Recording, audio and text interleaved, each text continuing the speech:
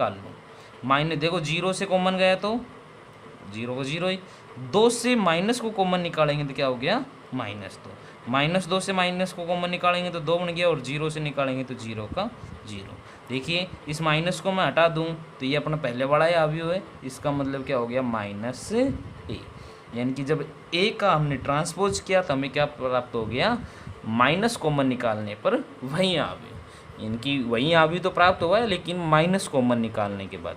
तो इस प्रकार के अवयव के हम बोलेंगे विषम सममित अवयव, यानी कि ये है अपना विषम सममित और ये था अपना सममित अवयव। ठीक है, तो ये दो प्रकार के अवयव हो गए। अच्छा, अब नेक्स्ट टॉपिक की तरफ बढ़ते हैं। तो कुछ इंपॉर्टेंट बातें देखते हैं, और कुछ इंपॉर्टेंट बातों में देखेंगे भी सबसे पहले जो नंबर 1 बात है, ए का ट्रांसपोज का ट्रांसपोज, यानी कि ट्रांसपोज का मतलब उल्टा करना, और फिर ट्रांसपोज फिर से उल्टा कर दे, यानी कि कोई भी है चीज़, इसको उल्टा किया, उल्टा करके फिर उल्टा कर दिया, यानी कि 2 बार ट्रांसपोज कर रखा है, इसका मतलब ये वापस सीधा ही हो गया, यानी कि वही अवयव प्राप्त हो जाता है जिसका 2 बार ट्रांसपोज करें तो वो का वही अवयव प्राप्त हो जाता है। देखिए एक एग्जांपल देखते हैं। अब मैंने a बराबर ले लिया 1 2 3 4, अब मैं इसका a का ट्रांसपोज करता हूँ, ट्रांसपोज करूँगा तो क्या हो जाएगा 1 2 3 4। मैं इस ट्रांसपोज का फिर से ट्रांसपोज करता हूँ तो पंक्ति स्तंभ में बदल दो, यानी कि 1 3 2 4। तो देखिए बेटा ये वापस वही a बन गया है, यानी कि किसी का भी ट्रांसपोज का ट्रांसपोज करें, यानी कि 2 बार ट्रांसपोज करेंगे तो वही अवयव प्राप्त हो जाता है।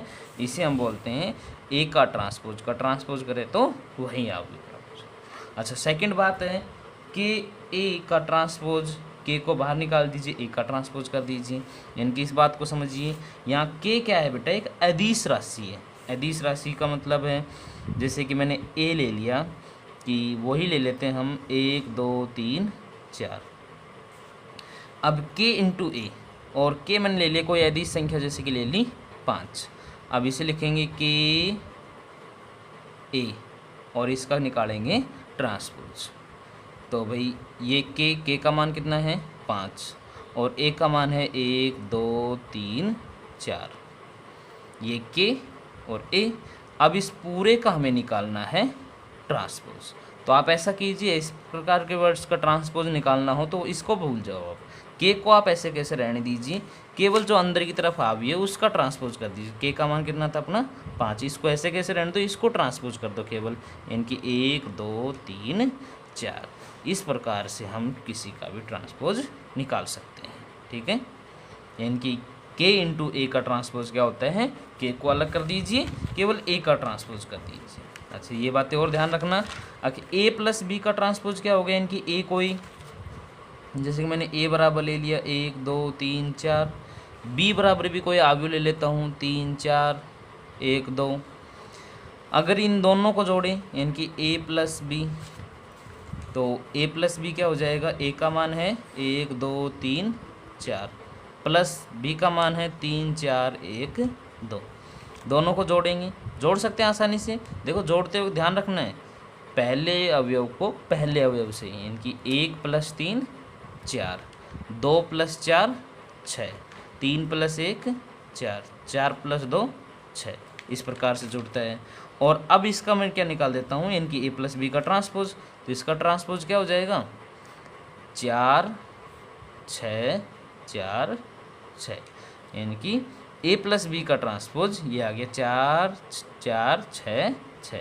आगे वाली बात और सिद्ध करके देख लेते हैं, यानी कि भाई a का ट्रांसपोज, भाई a ये था अपने पास में, इसका ट्रांसपोज करेंगे तो क्या हो जाएगा 1 2 3 4, यानी कि पंक्ति को बदल दिया स्तंभ और स्तंभ को बदल दिया पंक्ति। अच्छा, b का ट्रांसपोज और देख लेते हैं। भाई b ये था, इसका ट्रांसपोज क्या होगा 3 4 1 2।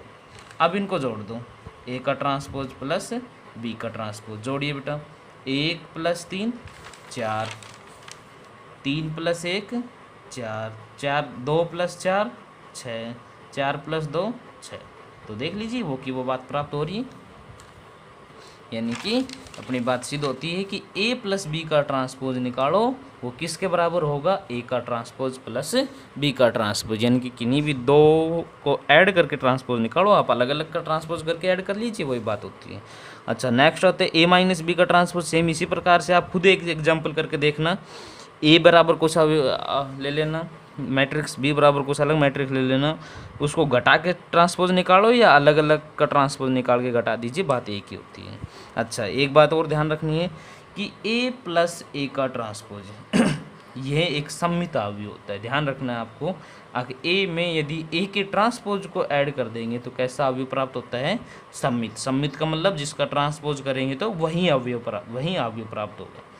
और ए माइनस ए का ट्रांसपोज कैसा होता है, विषम सममित। और विषम सममित का मतलब होता है कि यदि उसका ट्रांसपोज करेंगे तो उसमें माइनस चिन्ह को हमें कॉमन लेना पड़ेगा। अच्छा ए को और ए के ट्रांसपोज को गुणा कर दो, या ए के ट्रांसपोज को और ए को गुणा कर दो, तो वह कैसा होता है, सममित होता है। अच्छा अगली बात ये ध्यान, इंपॉर्टेंट बात है ये अपनी, यदि किसी दो अवयवों के गुणन का ट्रांसपोज निकालें तो आप ऐसा कीजिए, दूसरे का ट्रांसपोज गुणा पहले का ट्रांसपोज, यानी कि पहला गुणा दूसरे का ट्रांसपोज निकालेंगे तो आपको क्या करना है, दूसरे का ट्रांसपोज निकाल लो गुणा करके पहले का ट्रांसपोज। ये आगे आएंगे, ये बातें सभी बता दी जाएगी, इसके रिलेटेड क्वेश्चंस भी कराएंगे, अभी केवल आपको ये बेसिक बातें पढ़नी है। अच्छा एक लास्ट अपना टॉपिक बचता है सममित और विषम सममित अवयव का योग का सूत्र। ये आपकी बार हाफ ईयरली जो एग्जाम हुआ था 12th का उसमें भी आया था, सममित और विषम सममित अवयव का योग के रूप में लिखिए।